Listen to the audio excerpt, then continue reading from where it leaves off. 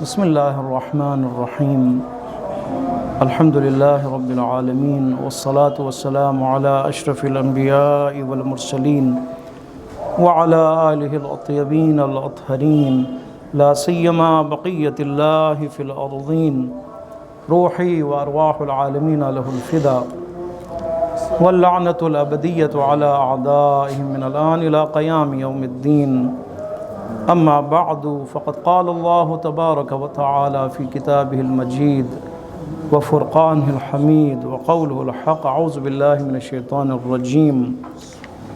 بسم الله الرحمن الرحيم. ولا تقولوا لمن يقتل في سبيل الله اموات بل احياء ولكن لا تشعرون.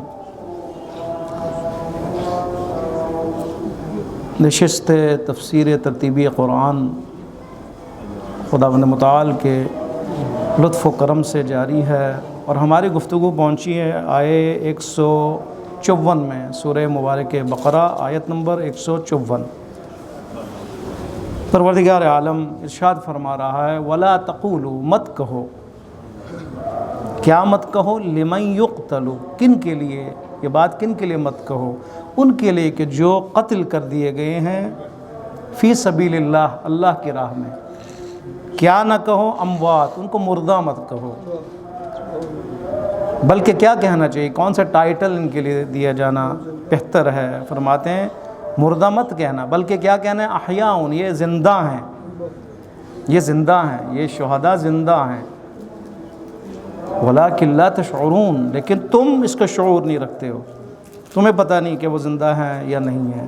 کیونکہ ہماری نشست تفسیر ترتیبی ہے اور اس کے لیے ضروری ہے کہ ہم اس کو پیچھے سے جو ہے اس کو جوڑ دیں. پچھلے آیات کی جو گفتگو ہماری جاری تھی اور اس کا تعلق بھی انہی سے ہی ہے. ٹھیک ہے، جب تفسیر یا جن آیات کی وضاحت جو ہے ضروری ہے تو اس کے لیے بہترین جو روش ہے وہ یہ کہ آپ اس کو پچھلے آیات سے جوڑیں، منطبق کریں، تاکہ اس کا جو ایک پیغام ہے وہ سامنے آئے. تو یہاں پہ بھی اس سے پہلے جو ہماری آیات تھی جن کی ہم نے گفتگو کی، آیت نمبر 151 سے لے کر 152 اور 153، یہ آیات بہت ہی اہم آیتیں تھیں. 151 نمبر آیت میں پروردگار عالم نے ارسال رسول کی بات کی کہ خداوند متعال نے تمہارے درمیان میں رسول کو بھیجا ہے، رسول کو بھیجا جو نمائندہ الہی ہے، اللہ کا نمائندہ خلیفۃ اللہ ہے، جو آیا ہدایت کے لیے ہے. اس کا مقصد بیان کیا.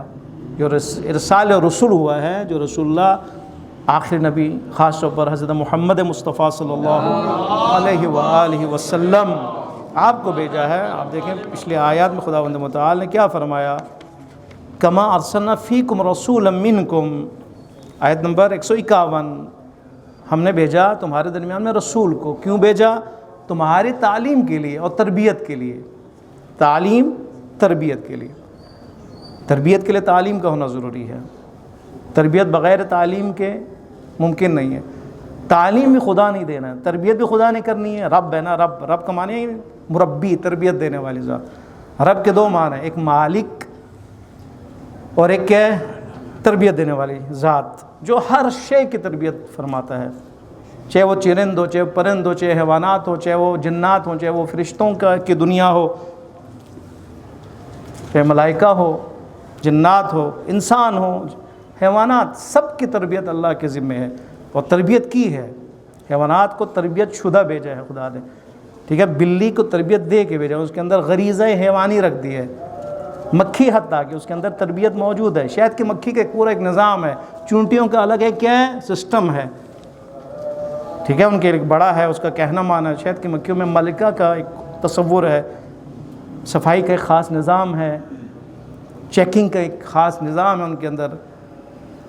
پرندوں میں آپ دیکھیں تربیت ہوئی ہے، کیا کرنا ہے، کیسے انڈے دینا ہے، کیسے گھونسلہ بنانا ہے، کیسے دشمن سے بچانا ہے، اپنے آپ کو موسم سے کیسے بچانا ہے، کیسے بچوں کو بڑھانا ہے. یہ کون سکھا رہا ہے؟ یہ خدا نے سکھا کے بھیجا ہے. لیکن انسان وہ مخلوق ہے اور جنات کے جن کو تربیت کے سسٹم کے ساتھ بھیجا ہے، تربیت دے کے نہیں بھیجا. معصومین کے علاوہ تربیت کے لیے بھیجا ہے، اور تربیت کے لیے بہت بہترین اہتمام ہوا ہے. معصومین 1,24,000 معصوم ان کی تربیت کے لیے، قانون کی کتاب قرآن ان کی تربیت کے لیے، اور پچھلی کتابیں جو آسمانی ساری تربیت کے لیے۔ پھر ہم نے بیان کیا کہ 152 نمبر آیت میں پھر تربیت کا کیا مقصد تھا، تربیت کر کے کرنا کیا انسان نے، اور تربیت کرنے کے بعد وہاں پہ ہوا کہ تم نے کیا کرنا ہے، ذکر کی منزل تک پہنچنا ہے اور شکر کی منزل تک پہنچنا ہے، ذاکر اللہ بننا ہے، شاکر اللہ بننا ہے۔ ٹھیک ہے، اگر آپ اور میری تربیت الحمدللہ اگر ہوئی ہے تو کیسے پتہ چلے گا؟ آپ دیکھیں آپ ذاکر اللہ ہیں یا نہیں ہیں، ذکر خدا کرتے ہیں یا نہیں کرتے اپنی زندگی میں 24 گھنٹوں میں، ہر لمحے میں، چاہے گھر ہو، چاہے مارکیٹ ہو، چاہے باہر ہو، چاہے پارک ہو، چاہے کہیں پہ بھی ہو، پیدل ہو، سواری پہ ہو، سفر میں ہو، حضر میں ہو، اللہ کی یاد میں ہے یا نہیں؟ آپ اللہ کی یاد میں ہے یا نہیں ہے؟ اللہ کو یاد کرتے یا نہیں کرتے؟ خدا فراموش تو نہیں بن گئے؟ خدا کی ربوبیت کی یاد ہے ہمیشہ؟ ذاکر اللہ ہے ہم۔ خدا کی مالکیت ہمارے ذہن میں ہے کہ ہم مملوک خدا ہیں، خدا مالک ہے، خدا کے اختیار میں ہم ذاکر خدا ہیں۔ اگر ہم خدا کی یاد میں ہیں، وہ خبیر ہے، وہ علیم ہے، وہ بصیر ہے، دیکھ رہے ہیں، چاہے میں اکیلے میں ہوں چاہے میں باہر ہوں، تنہائی میں موبائل میرے ہاتھ میں اور مجھے یاد خدا آ رہا ہے، میں یاد خدا میں، او خدا دیکھ رہا ہے، اور یہ یاد خدا مجھے گناہوں سے روک رہا ہے، ذاکر اللہ ہے، شاکر اللہ۔ پھر ذاکر اللہ کے ساتھ اس سے مرتبط شاکر بننا ہے۔ ٹھیک ہے، جب خدا کا ذاکر بن جائے تو خدا اس کے صلے میں شکر عطا کرتا ہے، وہ شاکر اللہ بن جاتا ہے، وہ نعمات خدا کو یاد کرنے لگتا ہے۔ ذات خدا کی یاد، صفات خدا کی یاد ذکر خدا ہے، اور پروردگار عالم کی تمام نعمتوں کی یاد شکر خدا ہے۔ پھر آگے آپ دیکھیں آیت نمبر 153 میں پروردگار عالم فرمایا کہ ذاکر اللہ بننے کے لیے اور شاکر اللہ بننے کے لیے 2 چیزوں کی ضرورت ہے جو شرط ہے اس کے لیے، یعنی ہم ذاکر بن گئے ہیں، ٹھیک ہے، لیکن خطرے میں، شاکر بن گئے ابھی بھی خطرے میں ہے، یہ نہیں خطرہ، ہاں دنیا ہے، دنیا کی غفلتیں ہیں، دنیا کا مال ہے، دنیا کی ہوس ہے، دنیا کے میں موجود خواہشات ہیں، لوگوں کو دیکھنا ہے، چشم و چشمی ہے، اس کے پاس یہ ہے میرے پاس بھی ہونا چاہیے، فلان وہ ہے، فلان ایک منظر ہے، ایک نامحرم عورت کی طرف نگاہ، فوراً جو ہے انسان حمد خدا سے نکل آتا ہے، ذکر خدا سے نکل آتا ہے، فراموش بن جاتا ہے، غفلت کا شکار ہو جاتا ہے، خطرے میں ہیں ہم، اور شاکر بن گئے ہیں، ہمیشہ شکر خدا نہیں کرتے۔ قرآن نے فرمایا کہ ذاکری کو برقرار رکھنے کے لیے اور شاکری کو برقرار رکھنے کے لیے 2 اور شرط ہے، اس شرط کا نام کیا ہے؟ نماز ہے، اس شرط کا نام کیا ہے؟ صبر ہے۔ 2 چیزیں ہیں کہ جس نے آپ کو ذکر کے میدان میں آپ کو ثابت قدم رکھنا ہے، ذاکر باقی رکھنا ہے آپ کی، اور آپ کی اس شاکریت کو باقی رکھنا ہے، وہ کیا ہے؟ نماز ہے، وہ کیا ہے؟ صبر ہے، صبر۔ دوسرے الفاظ میں کہا جائے کہ ذاکر اگر بننا ہے تو اس کے لیے بہترین عمل کیا ہے جو واجب ہے ہمارے پر؟ وہ نماز ہے، نماز ہے، وہ پریکٹس ہے، ذکر خدا کے لیے پریکٹس ہے۔ ذاکر خدا ہیں تو دیکھیں اس 6 منٹ کے اندر آپ خدا کی یاد میں ہیں یا نہیں ہیں؟ یہ بار بار تذکرہ کر رہا ہوں کیونکہ ایک بہت اہم ہے یہ مسئلہ۔ 2 رکعت میں، 3 رکعت میں، 4 رکعت کی نماز میں آپ ذاکر خدا ہیں یا مارکیٹ کے ذکر میں ہیں؟ ذکر ہی نہیں یاد، دوستوں کے میں تو نہیں چلے گئے، رکوع میں ہیں لیکن چلے گئے کہاں؟ کہیں اور۔ اس کا مطلب ہے جس کی یاد آ رہی ہے اس کے ذکر، ذاکر ہے وہ، اسی کا ذاکر ہے یہ۔ اگر خدا کا ذاکر ہے تو بہترین عبادت ہے، جتنا ہم خدا کی یاد میں نماز میں ہیں اتنی قبول ہے، باقی قبول نہیں ہے۔ اسی طرح ذاکر بننے کے لیے ذکر کا بہترین اور کامل ترین مصداق خداوند متعال نے نماز قرار دیا، نماز کو واجب قرار دیا، 1 دفعہ نہیں 5 دفعہ، تاکہ ہم اور آپ ذاکر بن جائیں، ذاکر اللہ بن جائیں۔ یہ فلسفہ ہی نماز ہے، یاد خدا میں، یعنی آپ آدھے گھنٹے کی 5 وقت کی نماز سے الہام لیں، پوٹینشیل لیں، طاقت لیں، ٹھیک ہے، اس سے آپ پریکٹس کرتے ہوئے باقی 23 گھنٹے آپ نے کیا کرنا ہے؟ ذاکر خدا بنے رہنا۔ یہ فلسفہ نماز، یعنی ایک نماز سے اگلی نماز کے درمیان جو فاصلہ ہے اس میں اپنی حفاظت کا نام نماز ہے۔ اسی لیے معصوم فرماتے ہیں بہت ہی اہم ہے، یعنی اگر خدا نخواستہ کسی نے اگر گناہ کی ہو اور اس نے توبہ کی ہو تو اسی درمیان میں خدا اس کی توبہ کو اگلی نماز سے پہلے قبول فرماتا ہے، اس کو معاف فرما دیتا ہے۔ اگلی نماز اگر وہ پشیمان ہو جائے، اگر وہ نادم ہو جائے، اگر اس کو پتہ چل جائے میں نے بہت بڑی غلطی کی ہے، اور پھر نماز آ جائے اور نماز میں اللہ اکبر کی صدا بلند کرے، خدا معاف فرما دیتا ہے۔ کیوں؟ یہاں پہ بھی وہی ذکر خدا، یعنی اس کو یاد خدا ہے، خدا کی یاد، خدا کا احسان یاد آیا، خدا کی نعمتیں یاد آئی ہیں، اپنی نالائقی یاد آ گئی، خدا معاف فرما دیتا ہے۔ دوسرا شرط جو ہے، دوسری شرط وہ صبر ہے۔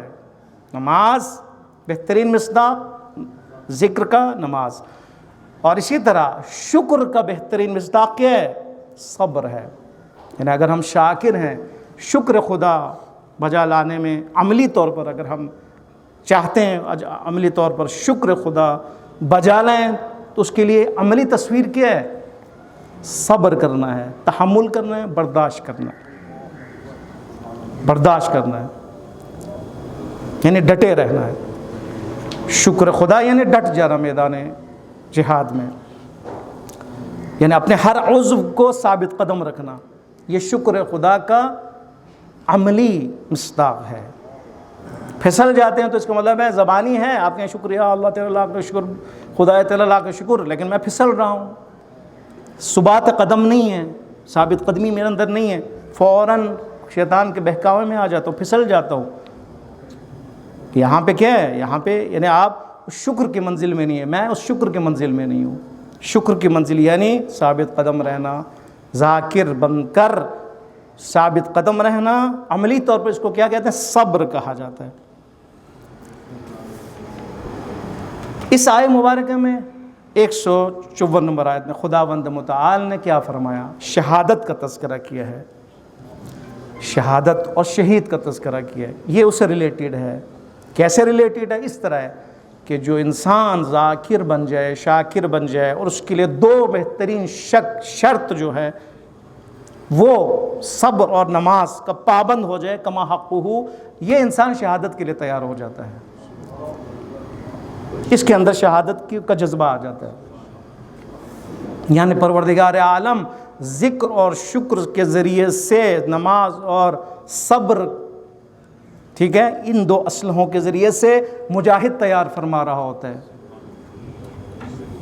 مجاہد فی سبیل اللہ تیار فرما رہا ہوتا ہے۔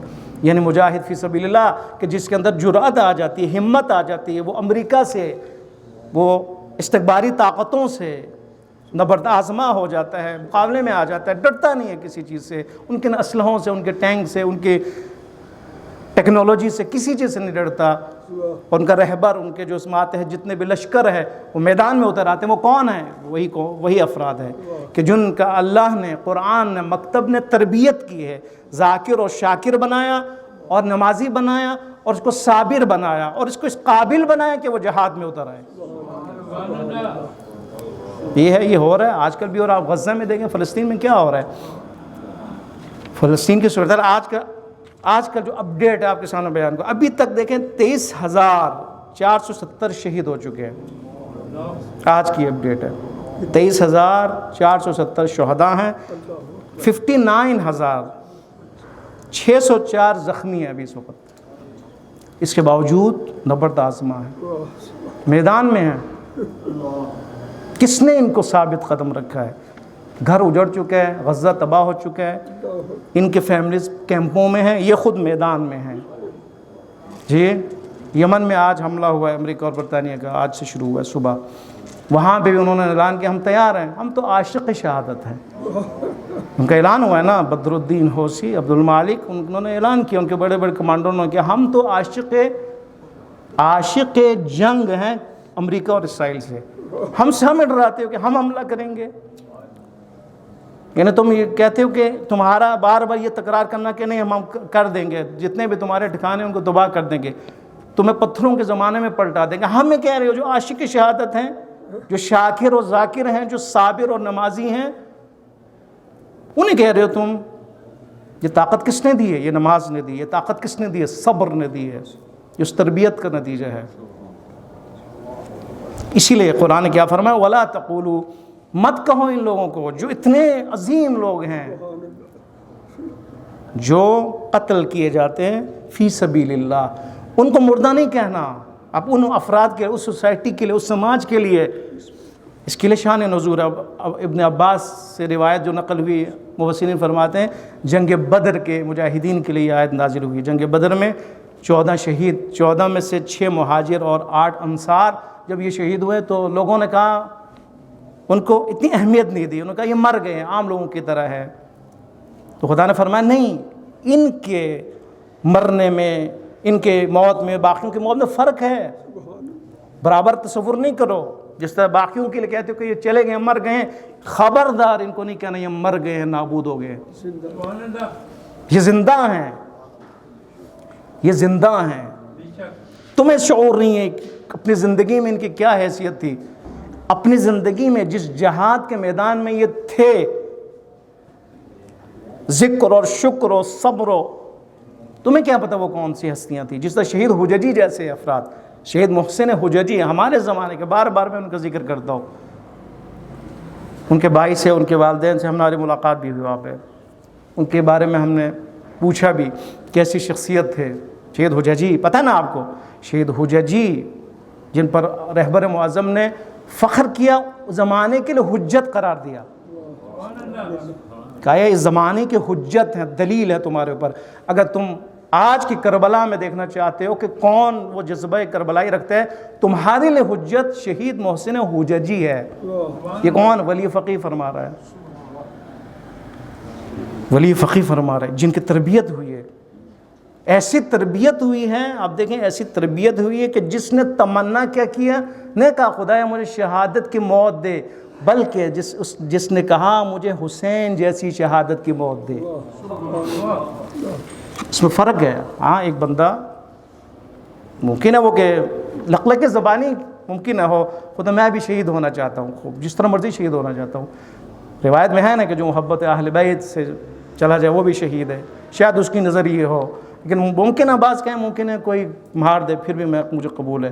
لیکن یہ وہ شہید ہیں کہ جنہوں نے تمنا کیا کہ حسین جیسی شہادت چاہیے، تشنہ لبی کے ساتھ شہادت چاہیے، اور میرا گلا بھی میرے مولا حسین کی طرح کٹے. یہ کون ہے؟ یہ جوان ہے شہید حججی. 2 اولاد ہے جوان، جنہوں نے مشہد مقدس میں، حرم میں مبارک میں زری کے سامنے اپنے بابا کو فون کیا. اس نے کہا بابا جی دعا کرے میرے لیے. اس کو آن رکھا، کہا بابا دعا کرے، میں ذریعے مقدس کے سامنے ہوں. کیا بیٹے کیا دعا کرنی ہے؟ کہا دعا کرے میری شہادت جلدی ہو جائے، کیونکہ ایک دفعہ جا چکے تو دوسرے کے لیے کوشش کر رہے تھے. باپ ہے، باپ کیسے دعا کرے گا؟ ٹھیک ہے جو تیری ذمہ میں ہے میں کہتا ہوں وہ ہو جائے. نہیں بابا میری دعا کریں حسین جیسی شہادت دے. ہوا یہی ہے. انہیں شام میں شہید کیا گیا، تشنہ لبی کے ساتھ شہید کیا گیا، اور نوجوانوں میں جو کھیل کھیل کے شہید کیا گیا، یعنی بچوں کے حوالے کیا. ان کو ظاہراً جو مشہور ہے وہ یہ کہ 12 14 17 سالہ بچوں کے حوالے کیے ان کو. تشنہ لبی میں تھے، وہ ویڈیو بھی آپ کے ساتھ آپ کے موجود ہے ان کی شہادت کا، جن کو جب وہ پکڑا گیا ہے. ان خونخاروں کا چہرہ بھی، ان کی تصویر بھی اس وقت پورے دنیا میں جو پخش ہوئی ہے، منتشر ہوئی ہے، کہ جس میں خنجر لیے ہوئے وہ آگے جا رہے ہیں اور وہ جرأت کے ساتھ مقابلہ کر رہا ہے.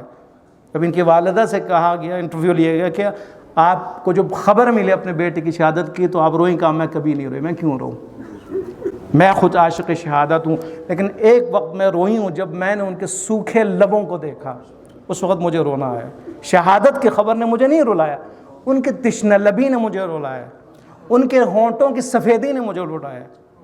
تشنہ لب تھے اور ظاہراً ہے وہاں پہ. یہ ہے شہید جن کے زندگی میں یہ شہید تھے.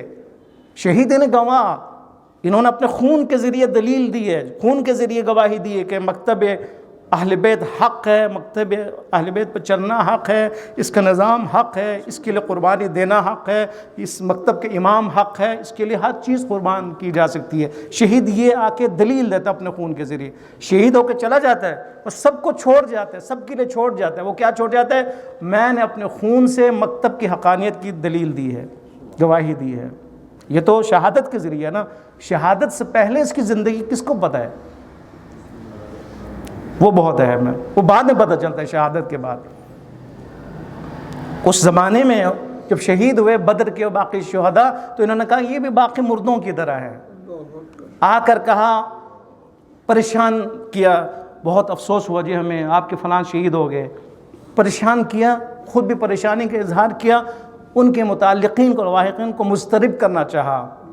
خدا نے فرمایا نہیں، یہ نہ کرو، بلکہ مبارک دو، یہ مبارک کے مستحق ہے، احیاء ہے نا، تعزیت وہاں پہ جہاں پہ مردہ ہو، فنا ہو۔ یہاں پہ تو خدا کیا فرما رہا ہے؟ وَلَا تَقُولُوا، مت کہو ان کو جو قتل ہو جائیں راہ خدا میں فی سبیل اللہ، نہ کہو ان کو مردہ ہے، بلکہ ان کو زندہ ہیں یہ، لیکن لا تشعرون، لیکن تم شعور نہیں رکھتے،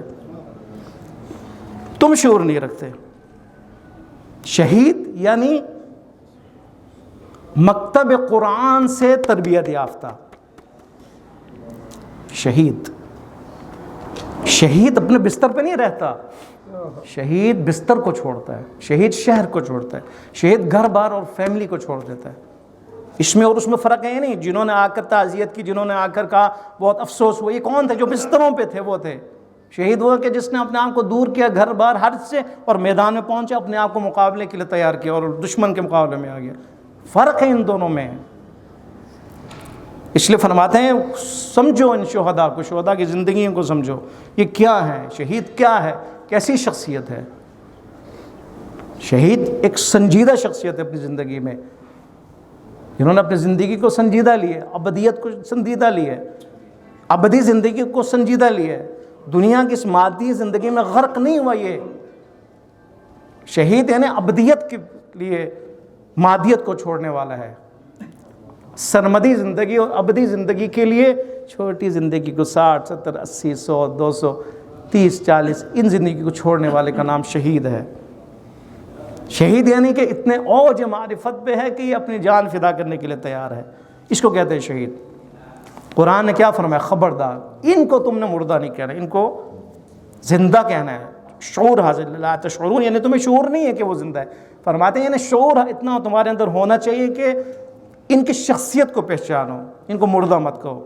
اب دو نقطے آپ کے سامنے عرض کرو۔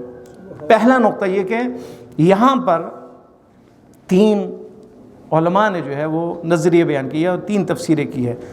وَلَا تَقُولُوا لِمَنْ يُقْتَلُ، نہ کہو جو راہ خدا میں قتل کر دی جائے ان کو احیاء، اموات مت کہو بلکہ احیاء کہو۔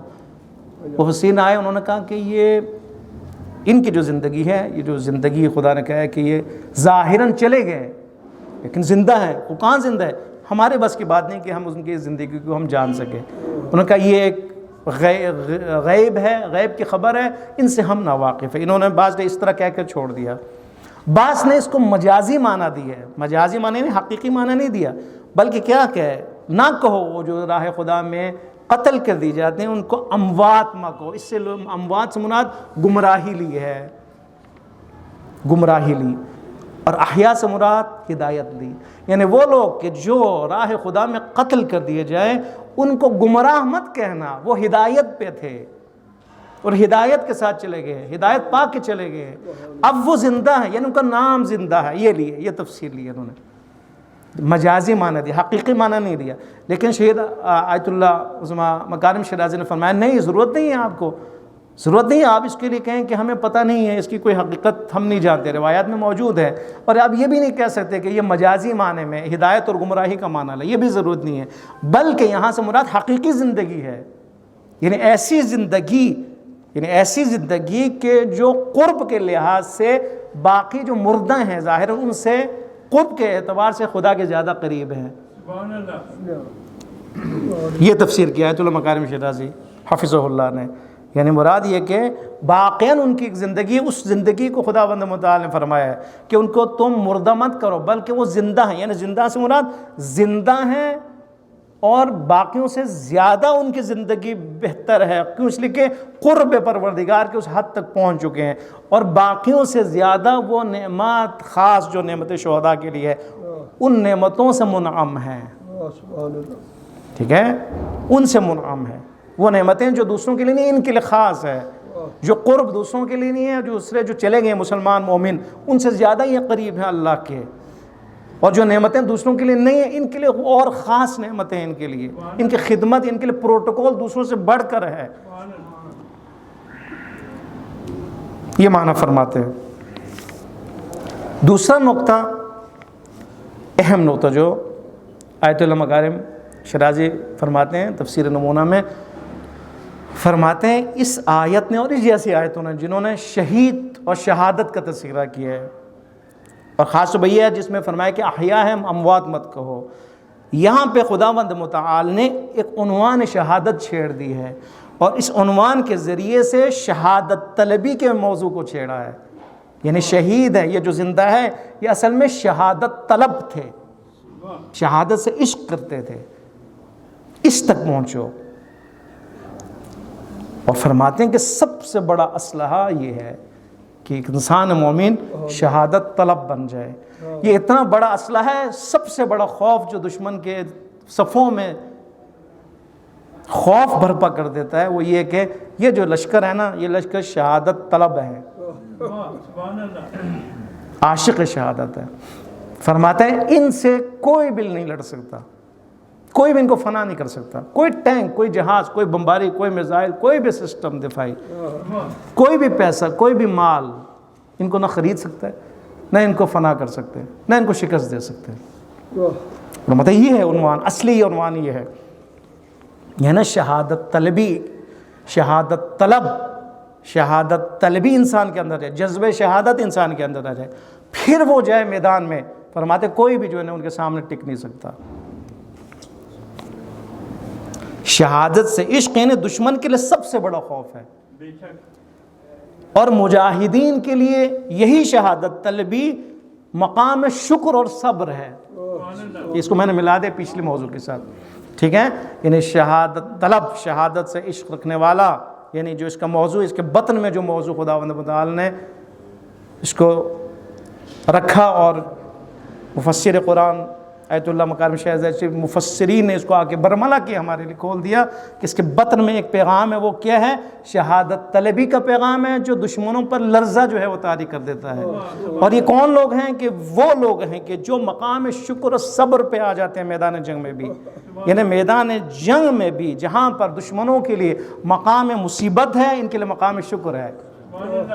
یہ بڑا اہم ہے۔ آج آپ دیکھیں، آج آپ غزے کی جنگ میں خاص طور پر دیکھیں گے، وہ روتے ہوئے ان کی ویڈیوز جو آ رہی ہیں، ماتم کرتے ہوئے ان کی ویڈیوز آ رہی ہیں، اور جنگ بندی کے لیے ان کے جو واویلا آ جاتا ہے ان کی میٹنگوں میں جو جنگ بندی کے لیے، اور بس یہ سارے کیوں ہیں؟ اسی لیے وہاں پہ مصیبت ہے، لیکن آپ غزہ میں شہادت کے لیے کیا ہے؟ شکر کے نوافل ہیں۔ بہت اہم ہے مقام شکر صبر۔ لہٰذا مجاہدین آپ دیکھیں ان کے قلب جو ہے شکر کے ساتھ صبر کے اسلحے سے ڈٹے رہتے ہیں، یہ کبھی میدان نہیں چھوڑتے۔ اس کا یہ پیغام ہے، یعنی اس آیت کا جو پیغام آیت البقارہ میں شرازی نے ایک خلاصے کے طور پر بیان فرمایا وہ یہ کہ انسان تربیت کے ذریعے سے مقام ذکر و مقام شکر سے ہوتے ہوئے نماز ہر روز اس پریکٹس کے ساتھ انسان مقام صبر میں داخل ہو جائے اور ہر میدان میں ڈٹا ہوا نظر آ جائے۔ دشمن اسی سے ڈرتا ہے۔ یہ ہے تربیت قرآن۔ آج آپ اور مجھے یہاں پہ پہنچنا ہے، اس حد تک جانا ہے، یعنی میدان مصیبت میں بھی میدان شکر، اور وہاں پہ بھی اپنے ثبات۔ دشمن یہ چاہتا ہے یہ ایسے جوان پیدا نہ ہو۔ دشمن کی آج پلاننگ ہے کہ ایسے جوان شہادت طلب جو میدان جنگ میں مقام شکر و صبر پر قائم رہیں، جان فدا کرنے کے لیے تیار ہوں، ایسی نسل وجود میں آئے۔ ایسی نسل وجود میں آ چکی ہے، لبنان میں بھی آ چکی ہے، فلسطین میں بھی آ چکی ہے، ایران میں پہلے سے ہی موجود ہے، یمن میں موجود ہے، آپ دیکھیں نائجیریا میں موجود ہے، اب حجاز کو لیں وہاں پہ بھی الحمدللہ ہے، پاکستان میں بھی انشاءاللہ اس کے لیے کام ہو رہا ہے۔ دشمن اس سے ڈرتا ہے۔ جتنے بھی ان کے میڈیاز ہیں، جتنے بھی چینلز ہیں، اور وہاں پہ فحشا جتنا آپ کو نظر آتا ہے، جتنے بھی ان کے ویڈیوز، سیکشول ویڈیوز آپ کو نظر آتی ہیں، اور اس کی جو بھرمار ہے، اور جو اس کو پھیلانے کے لیے انہوں نے جو سسٹم بنایا ہوا ہے، موبائل آپ کے ہاتھ میں، سارا نظام، سارا پالیسی ان کی ہے کہ ایسے جوان وجود میں نہ آئے۔ ان کی تربیت ہی نہ ہو. ان کی تربیت نہیں ہوگی، خدا فراموش ہوں گے، ناشکر ہوں گے، ثبات قدم ہوگا نہیں، ایمان ان کا متزلزل ہوگا، خرید لیں گے، خوف زدہ کر دیں گے. ہم اپنا کام کرتے رہیں گے، پاکستان پہ قبضہ کریں گے، ہو رہا ہے نا، فلان پہ قبضہ کریں گے، اپنی مرضی چلائیں گے، اپنی مرضی کے شخصیات خریدے ہوئے ان کو لا کر کسی کو فلان فلان بنا دیں گے، کسی کو فلان. ملک ہمارا، کون کیا بگاڑ سکتا ہے؟ یہ اس وقت ممکن ہے جب کربلائی نہ ہو، لیکن اگر کربلائی جذبہ رکھنے والے، ثبات قدم رکھنے والے، شاکر و صابر، چھوٹا سے بھی لشکر اگر موجود ہو تو دشمن کی نیندیں حرام کرنے کے لیے یہ کافی ہیں. ہم کیا کرنا چاہتے ہیں؟ ہم آیا دشمنوں کی نیندیں حرام کرنا چاہتے ہیں یا ان کو امید دلانا چاہتے ہیں؟ یہ ہمارا فیصلہ ہے، ہم نے کیا کرنا ہے. ٹھیک ہے، اپنے نفس کے ساتھ. ہم اگر کہتے ہیں اب تو میدان نہیں ہے، میدان ہے نا. ہر روز جو میرا میدان ہے، 24 گھنٹے میں، ہر لمحے، ہر سیکنڈ میں دشمن جو ہمارے اندر نفس ہمارا ہے وہ شیطان ہے، تو جنگ تو جاری ہے. جو باطنی، جسے جہاد اکبر کہا گیا ہے، جو باطنی جنگ ہے، نفس کے ساتھ جو جنگ ہے، شیطان کے ساتھ جنگ ہے، جو اس میں کامیاب ہو جاتے ہیں، ظاہری جنگ اس کے لیے آسان ہے، اس لیے کہ وہ مقام شکر میں، مقام صبر میں، اس کے لیے آسان ہے، تربیت ہے اس کی. اسی تربیت کے لیے، اس مقام تک پہنچنے کے لیے جہاد اکبر ہے. ٹھیک ہے. جب پوچھنے والے نے پوچھا، جب آئے وہ رسول اللہ کے زمانے میں ایک چھوٹے جنگ سے واپس ہے، کہا ہم جو ہے ماشاءاللہ اتنے بڑے جنگ سے آ گئے ہیں، کچھ زخمی، کچھ پتہ نہیں کیا خون دیے، زخم دیے. فرمایا جہاد اصغر ہے، جہاد اکبر باقی ہے تمہارے پر. کہا یا رسول اللہ اتنا بڑا جہاد، شکست بھی دی، سب کچھ دی، یہ جہاد اصغر ہے، ابھی چھوٹا جہاد ہے. فرمایا ہاں جہاد اکبر ہے، جو سب کے لیے بنیاد ہے. اس کے بغیر تم یہاں نہ پہنچ سکتے تھے، اس کے بغیر تم دشمن کو شکست بھی نہیں دے سکتے تھے. اس لیے کہ جہاد اکبر اگر نہ ہو تو تم مقام ذکر و شکر میں نہیں ہو سکتے ہو، مقام صبر میں بھی تم نہیں ہو سکتے ہو، کہ تم کیا ہے پھسل جاؤ گے، تمہارے وہ اجر بھی نہیں ہوگا. فرماتے ہیں اس مقام تک پہنچو. ولا تقولوا، مت کہو ان لوگوں کے جو یقتلوا فی سبیل اللہ، اللہ کے راہ میں جو قتل کر دیے جائے، شہید کر دیے جائے، ان کو اموات مت کہو، ان کو مردہ مت کہو. یعنی ہمیں بتانا چاہتے ہیں مت کہو، یعنی اپنا نظریہ بنا لو، اپنی آئیڈیالوجی بنا لو، اپنا ایمان بنا لو. کیا ایمان بنا لو؟ کہ شہید ہمیشہ زندہ ہوتا ہے، شہید ہی زندہ ہوتا ہے حقیقی معنوں میں، کیوں وہ گواہ ہے اپنی زندگی میں بھی یہ شہید تھا. اپنے عمل کے ذریعے، اپنے فکر کے ذریعے، اپنے تحرکات کے ذریعے سے، اپنے اس حرکات کے ذریعے سے، اپنی عبادتوں کے ذریعے سے، اپنے تعلقات کے ذریعے سے وہ شہید تھا، اب بھی وہ شہید ہے. فرماتا ہے اس کو شہید، اس کو مردہ نہیں کہنا. اپنی زندگی میں، حیوانی زندگی سے نکل کر حقیقی زندگی میں اس وقت بھی یہ احیا تھا. آج بھی یہ کیا ہے، عالم برزخ میں حقیقی زندگی کے ساتھ ہے، مزین ہے. یہ ہمیں بتانا چاہ رہی ہے آیت، یعنی ہمیں یہ بتانا چاہ رہی ہے کہ ہماری تربیت ہو، یعنی ہمارے اندر ایک وہ پیدا ہو جائے، ایک حرکت پیدا ہو جائے، ہم ہل جائیں. ولا تقولوا، مت کہو. خوب کیا ہوگی، کیا مت کہو؟ ایک انسان ایک پریشان ہو جاتا ہے نا، کیا مت کہو؟ کسی نے کچھ کہہ دیا کیا؟ جھنجھوڑنا چاہ رہا خدا اس آیت کے ذریعے سے. کیا کہا؟ کسی نے کچھ کہا؟ ہاں مردہ کہہ دیا انہوں نے شہید کو مردہ کہہ دیا. تو کیا ہوا، مردہ نہیں ہے؟ نہیں مردہ نہیں ہے، زندہ ہیں. تمہیں اس کا شعور نہیں ہے، تم شعور بھی نہیں رکھ سکتے ہو، کیونکہ ایک عالم برزخ ہے، ماورائے دنیا ہے. خدا کو پتہ ہے، رسول خدا کو پتہ ہے، معصومین کو پتہ ہے وہ کون سی کیسی زندگی گزارے، لیکن وہ زندہ ہے، وہ زندہ ہیں اور نعمات خاص سے خدا سے مستفید ہو رہے ہیں، اور وہ منتظر ہیں دنیا کے حوالے سے باقی شہداء کا. وہ بشارت دیتے ہیں دوسروں کو آنے کی کہ وہاں پہ کیا ہو رہا ہے، ان کو کیا ملا. یہ سارے آیت الہی ہے، آیت قرآن ہے. انشاءاللہ خداوند متعال کی حضور میں دعا کرنے پر پروردگار عالم ہم سب کو بحق قرآن کو سمجھنے، اس پر عمل کی توفیق عطا فرمائے.